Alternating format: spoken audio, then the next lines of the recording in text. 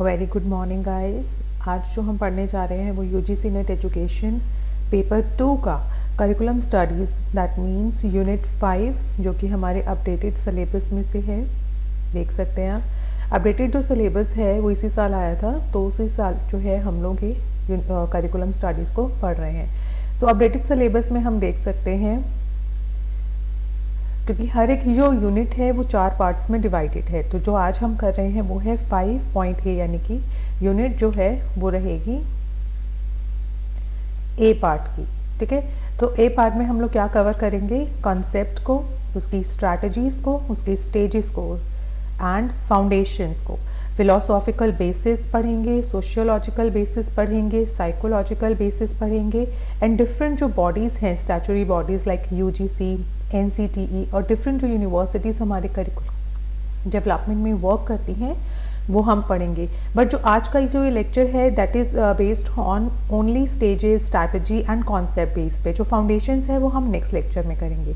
सो मैं कंचन गुप्ता आपका वेलकम करती हूँ अपने लेक्चर में। चलिए स्टार्ट करते हैं। सबसे पहले हम पढ़ना चाहते हैं कॉन्सेप्ट। हमारा कॉन्सेप्ट क्या है? करिकुलम का। करिकुलम जो है basically comes from the Latin word, ठीक है, जिसका मतलब है क्योर एंड द रन। ठीक है, करिकुलम मीन्स अ कोर्स। एक कोर्स होता है जो कि चलता है फॉर रीचिंग अ सर्टेन गोल। हम एक करिकुलम चलाते हैं जिसमें हम एक सर्टेन गोल फाइंड आउट करते हैं, ताकि जहां हम करिकुलम जब हम पढ़ रहे हैं अपना, उसको एक डेस्टिनेशन तक हमें पहुंचाना होता है। ठीक है, एक तरह की रेस होती है, एक इमेजिनरी रेस होती है जिसे हमें क्या होता है, चलना है, कवर अप करना है, टाइमली उसको फॉलो करना है with its aim as the goal, जिसका एम होता है गोल को अचीव करना। करिकुलम को हम as a course leading to that goal, उस गोल तक पहुंचने का जो रास्ता है वो करिकुलम से होकर जाता है। बहुत ही अच्छे और सुंदर शब्दों में ये बताया गया है कि एक तरीके की जो है रेस होती है जहाँ पर हमें डेफिनेटली गोल तक पहुँचना होता है, और वो गोल हमें कौन पहुँचाता है? करिकुलम। सो बेसिकली जो करिकुलम है वो हमारा मार्गदर्शक है, एक फ्रेमवर्क है, एक पाथ है जो हमें गोल को अचीव करने में हेल्प करता है। सो बेसिक कॉन्सेप्ट जो है वो करिकुलम का यही है। नेक्स्ट जो हम पढ़ते हैं, curriculum is a systematic arrangement. अब एक तरीके का अगर हम उसको क्लमजी बनाएंगे तो उस करिकुलम हम फॉलो नहीं कर पाएंगे, तो उसका एक क्या होना चाहिए? एक सिस्टमैटिक तरीके से अरेंजमेंट होना चाहिए।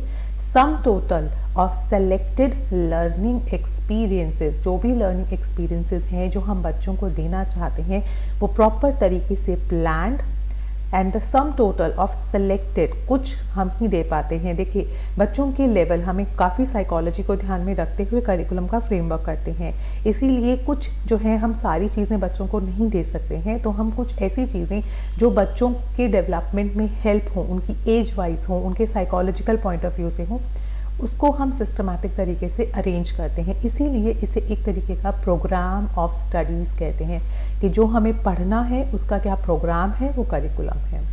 इसके नैरो सेंस है और इसका ब्रॉडर सेंस है। नैरो सेंस में करिकुलम को समझा जाता है एक लिस्टिंग ऑफ सब्जेक्ट, यहाँ पे एक लिस्ट कर दिया गए हैं सब्जेक्ट को जहाँ पर हमें स्कूल में बच्चों को जो पढ़ाने हैं। ब्रॉडर सेंस में हम समझते हैं कि जब टोटल लर्निंग एक्सपीरियंसेस हम बच्चों को देना चाहते हैं, ना कि सिर्फ स्कूल में बट सोसाइटी के सारे एक्सपीरियंसेस को, सारी जो हमारे सोसाइटी में टर्म्स हैं, हमारे जो सोसाइटी में घटित हो रहा है, उसे जब हम बच्चों को देना चाहते हैं तो उसे टोटल लर्निंग एक्सपीरियंसेस कहते हैं। एंड ब्रॉडर सेंस में करिकुलम का यही मतलब है। चलिए आगे चलते हैं। कुछ जो हैं हमारे साइकोलॉजिस्ट, फिलोसोफर्स रहे हैं जिन्होंने कुछ डेफिनेशन दी हैं करिकुलम की। लाइक सबसे पहले जो है जॉन डीवी। जॉन डीवी जो है बिलीव करते थे रिफ्लेक्टिव थिंकिंग पे। राइट, किस पे बिलीव करते थे? रिफ्लेक्टिव थिंकिंग, जिसका मतलब है यूनिफाइज द करिकुलर एलिमेंट्स, यानी कि जो भी करिकुलम के एलिमेंट्स हैं उनको यूनिफाइज करना। Thought is not derive from action, सिर्फ करने से विचार नहीं आते हैं जबकि उनको हम अप्लाई ना करें। तो ये उनकी रिफ्लेक्टिव सोच थी जो वो करिकुलम के बारे में कहते थे कि करिकुलम का मतलब सिर्फ एक्शंस करना नहीं है जब तक हम उसको अप्लाई ना करें, यानी कि प्रैक्टिकल होना बहुत ज़रूरी है करिकुलम में।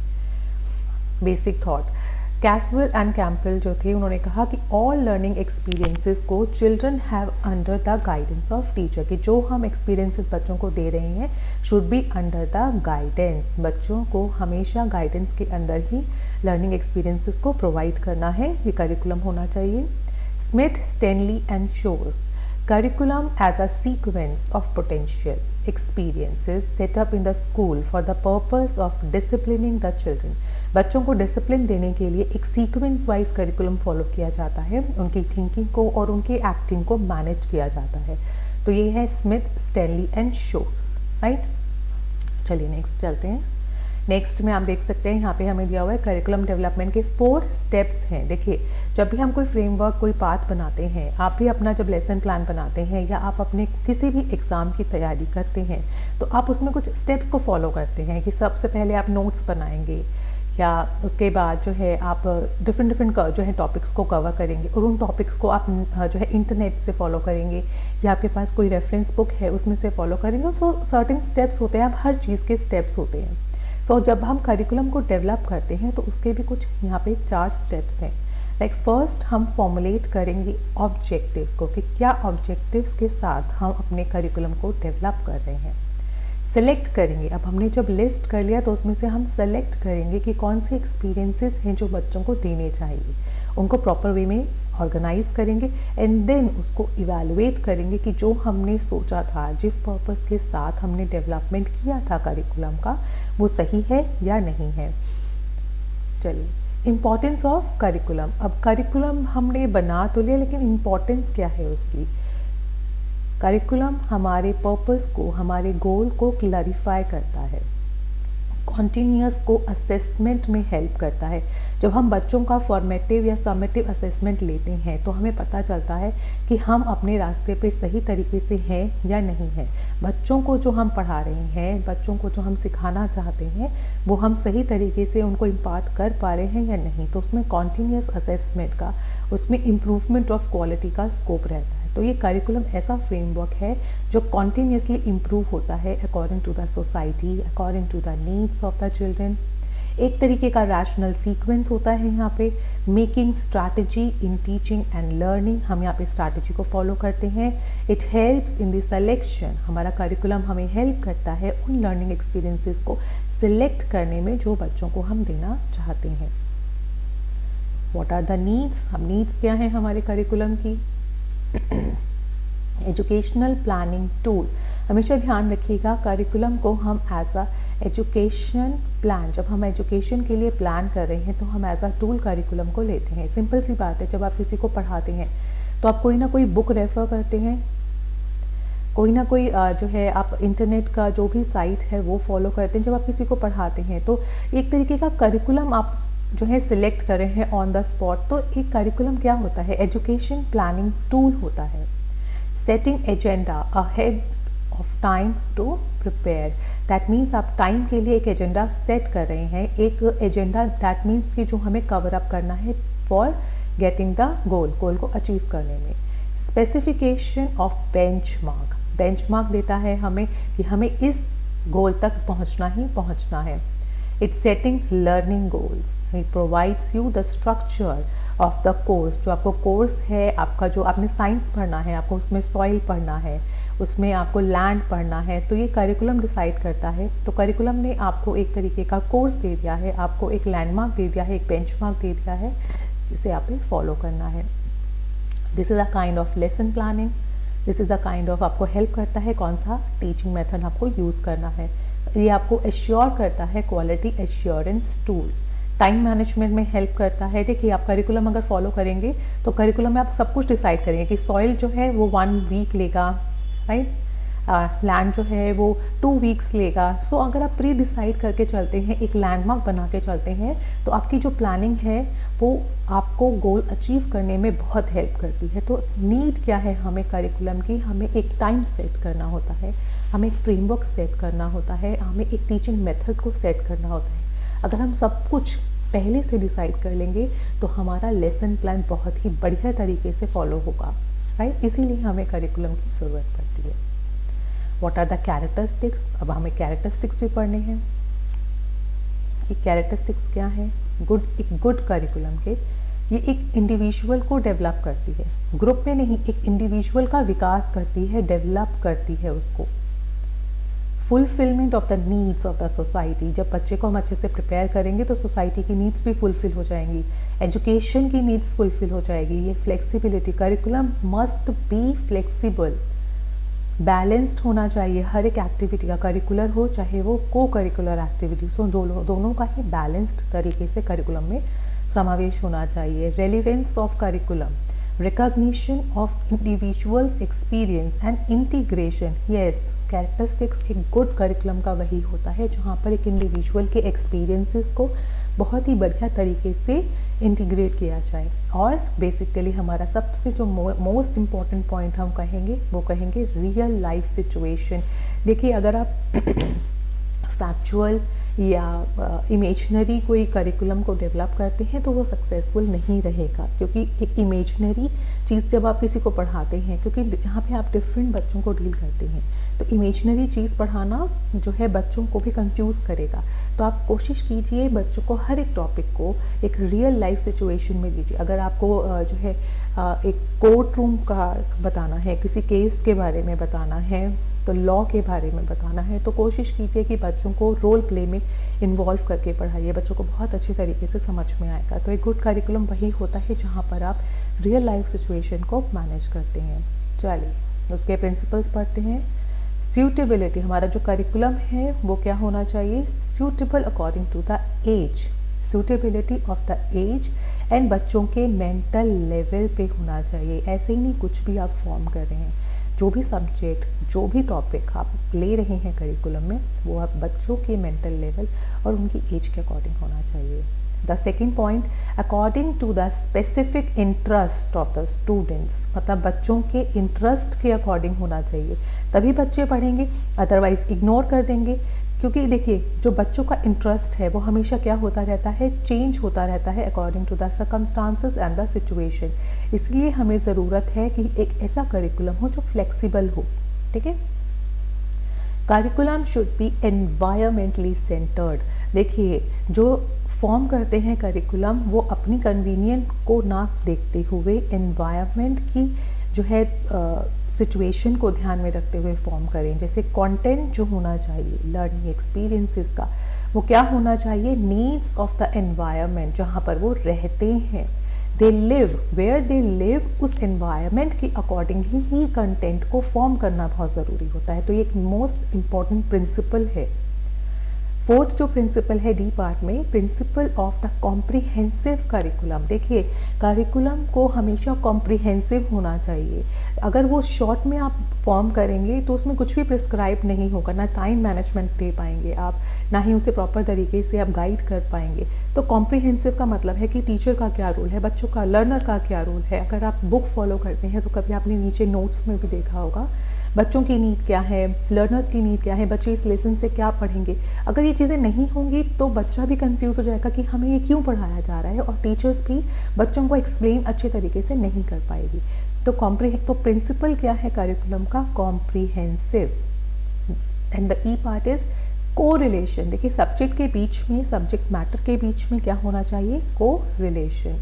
वाइल डिजाइनिंग द करिकुलम, जब आप डिज़ाइन करते हैं करिकुलम को, it must be kept in the mind that subject matter of the various subjects has a correlation to the each other, ताकि बच्चों की हेल्प हो जाए इवेंचुअली, ताकि वो बच्चे आसानी से दो सब्जेक्ट्स के बीच में कोरिलेट कर पाए।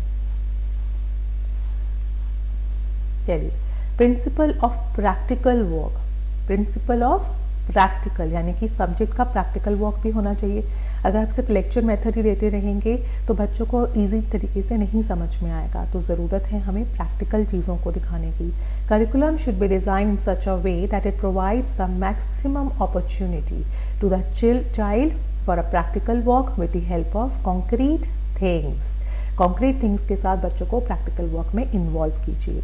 Principal of flexibility, instead of being rigid curriculum, कि रिजिड करिकुलम नहीं, मैंने आपको शुरू से ही बताया है कि curriculum should be flexible, should be comprehensive, should be changeable according to the needs. उसमें चेंजेस लाना ज़रूरी होता है, इसीलिए उसको इस तरीके से फॉर्म किया जाए कि अगर आप ऑन द स्पॉट उसमें कुछ चेंजेस लाते हैं तो कोई भी अदर चीज़ें इफ़ेक्ट ना हो।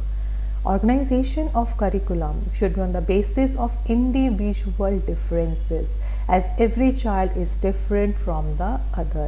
हर एक बच्चा दूसरे से अलग होता है, इसीलिए हमें बेसिक जो है मोस्ट इम्पॉर्टेंट है इंडिविजुअल डिफरेंसेस को ध्यान में रखते हुए हमें अपने करिकुलम को फॉर्म करना है. Principle of forward looking most important हम कह सकते हैं कि हमें आज नहीं हमें कल को ध्यान में रखते हुए कंटेंट को फॉर्म करना है. This principle asks for the inclusion of those topics, those contents, those learning experiences जो बच्चों को उनके फ्यूचर की लाइफ के लिए प्रॉपर वे में लीड करके दे. तो हमें ऐसे टॉपिक्स को अपने करिकुलम में इन्वॉल्व करना है, हमें ऐसे कंटेंट को अपने करिकुलम में इन्वॉल्व करना है जो हमारे बच्चों को, हमारे स्टूडेंट्स को उनकी फ्यूचर लाइफ के लिए तैयार करे. यस. नेक्स्ट पॉइंट है principle of consultation with the teachers, कि टीचर्स के साथ हमेशा कंसल्ट में रहना चाहिए. जब भी करिकुलम फॉर्म करते हैं तो टीचर्स को हमेशा जो है इन्वॉल्व करके रखें ताकि वो आपको सही तरीके से गाइड कर सके. ठीक है. Teachers play a role, key role in the implementation of the school curriculum, कि जो स्कूल करिकुलम है उसमें इन्वॉल्व रह सके ऑफ ग्रेड और स्टेज, की टीचर्स जो है एक इम्पॉर्टेंट रोल प्ले करती है स्कूल को करिकुलम को इम्प्लीमेंट करने में. इसीलिए ज़रूरी है जब आप करिकुलम को फॉर्म करते हैं आप उसमें टीचर्स को ज़रूर इन्वॉल्व करें. राइट. नेक्स्ट पॉइंट है principle of a joint venture. Joint venture का क्या मतलब है, आगे पढ़ते हैं. It is a necessary to joint venture, जहाँ पे वेरियस एक्सपर्ट्स को आप लेके आइए. देखिए एक पर्सन, जब हम करिकुलम को फॉर्म करते हैं तो हमें उसमें ईटी यानी कि एजुकेशनल टेक्नोलॉजिस्ट की भी ज़रूरत है ताकि वो हमें प्रॉपर तरीके से ये बताए कि कौन कौन से जो हैं हमारी टेक्नोलॉजीज़ हमारे सब्जेक्ट को अच्छे तरीके से प्रेजेंट कर सकती है. करिकुलम स्पेशलिस्ट यानी कि जिन्होंने पहले भी करिकुलम को फॉर्म किया है वो किस तरीके से जो है हमारी हेल्प कर सकते हैं. इवैल्यूएशन, तो हमें इन सब चीज़ों का एक पैनल ज़रूर बैठा के रखना चाहिए ताकि हमारा जो करिकुलम है बहुत अच्छी तरीके से फॉर्म हो. नाउ द लास्ट पॉइंट है कि principle of availability of time and other resources. ऐसा नहीं कि आपने करिकुलम इतना रिजिड बना दिया है, इतना टाइम बाउंडेशन में रख दिया है कि उसको कवर अप करना बहुत ही मुश्किल हो गया है. तो उसमें अवेलेबिलिटी ऑफ टाइम यानी कि बाय चांस अगर कोई स्कूल, बाय चांस कोई स्टूडेंट अगर उसको कवर अप नहीं कर पा रहा है तो उसके पास इतना इनफ टाइम हो कि उसको वो टाइमली कवर अप कर ले. Right. So curriculum is the means to realise the outcomes of the educational objectives of the school. तो इम्प्लीमेंटेशन जो है वो इक्वली इम्पॉर्टेंट रहता है उसके कंस्ट्रक्शंस पे. फॉर्म तो कर लिया बट उसको इम्प्लीमेंट करने का आपको टाइम नहीं मिला तो कोई फ़ायदा नहीं हुआ उस करिकुलम को फॉर्म करने का. So there must be the availability of time. So these are all the principles of curriculum. बहुत इंपॉर्टेंट है, आप इनको ज़रूर पढ़ के जाइएगा क्योंकि इस पे जो है क्वेश्चंस बन जाते हैं. चलिए, करिकुलम डेवलपमेंट स्ट्रैटेजी होती है, एक मैक्रो लेवल पे बनती है. राइट. एक मैक्रो लेवल पे बनती है, एक माइक्रो लेवल पे. सो ये इतना इंपॉर्टेंट नहीं है, बस यू शुड नो कि आपको पता होना चाहिए मैक्रो लेवल्स जो हैं वो करिकुलम डेवलपमेंट के कौन कौन से होते हैं. जैसे अगर आप यहाँ देखेंगे curriculum change, curriculum development, curriculum supplementing, adaptation, planning, experimentation, curriculum design, curriculum expansion, content sequence में यानी कि जो सीक्वेंसिंग होती है कंटेंट की, मटेरियल की इवैल्यूएशन, मटेरियल राइटिंग. सो ये these are the macro strategy यानी कि मैक्रो लेवल पे ये हैं. और उनके माइक्रो लेवल पे क्या होते हैं, जैसे माइक्रो लेवल यानी कि उनकी छोटी छोटी चीज़ों पे भी ध्यान रखना. जैसे टेक्स्ट बुक कौन सी यूज़ कर रहे हैं, कौन सी प्रिंटिंग यूज़ कर रहे हैं, जैसे मल्टी सोर्स ऑफ इनपुट क्या होने चाहिए, टेक्स्ट बुक कैसी होनी चाहिए, किस तरीके का पेडागोजिकल कंटेंट हम उसमें यूज़ कर रहे हैं, स्केलेटन ऑफ पेडागोजिकल कि किस वे में हम जो है पेडागोजी ऑफ कंटेंट को फॉलो करेंगे, क्या फ्रेमवर्क होगा, टेक्स्ट बुक चेरी पिक क्या होगा कि टेक्स्ट बुक कौन सी हम पिक करेंगे जो बच्चों को और जो है हमारा एम भी, हमारा गोल भी अचीव हो जाए और बच्चों को समझ में भी आ जाए. Flexible order of lesson treatment, lesson topic supplementing. So these are the macro and micro strategies. ये दोनों ऐसी स्ट्रैटेजीज हैं, we should know about it. ठीक है. चलिए, नाउ एलिमेंट्स हम करिकुलम में क्या क्या डालते हैं. मोस्ट हमें एम पता होना चाहिए, हमारा एम क्या है, गोल क्या है. हमारा एम क्या है, गोल क्या है, हमें क्या अचीव करना है, ठीक है। सब्जेक्ट मैटर क्या है, लर्निंग एक्सपीरियंसेस हमें कौन कौन से बच्चों को प्रोवाइड करनी है, उसका इवैल्यूएशन अप्रोच क्या है, हम फॉर्मेटिव रखेंगे किसी टॉपिक में या किसी टॉपिक में सबमिटिव रखेंगे, ठीक है।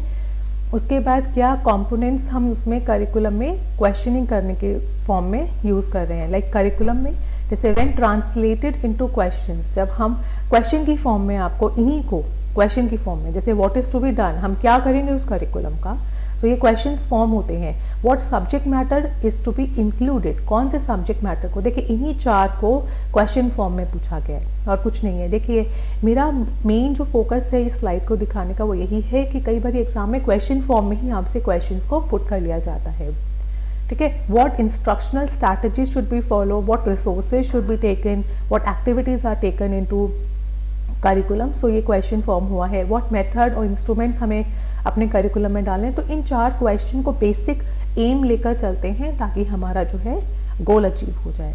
So thank you so much, आज के लिए जो था इतना ही है। इसमें अभी हम लोग आगे भी पढ़ने वाले हैं, इनके जो है फिलोसॉफिकल फाउंडेशन है, साइकोलॉजिकल फाउंडेशन है, सोशियोलॉजिकल फाउंडेशन है। सो आज जो हमने किया वो बेसिक कॉन्सेप्ट किया है करिकुलम का, ठीक है। So don't forget to share, to like and good comments. Thank you so much. Have a nice day. Bye bye.